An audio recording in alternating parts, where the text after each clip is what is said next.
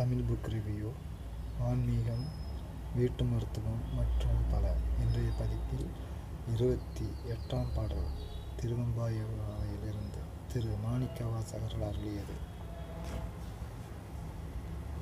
முதல் நடு இறுதியும் ஆனாய் மூவரும் அறிகிலர் யாவர்மற்று அறிவார் வந்தனை விரலியும் நீயும் நின் அடியார் பழங்குடில் தோறும் எழுந்தருளிய பரனை செந்தழல் புரை திரு மேனியும் காட்டி திரும்பெருந்துறையுறை கோயிலும் காட்டி அந்தணன் ஆவதும் காட்டி வந்து ஆண்டாய் ஆரமுதே பள்ளி எழுந்தருளாயே.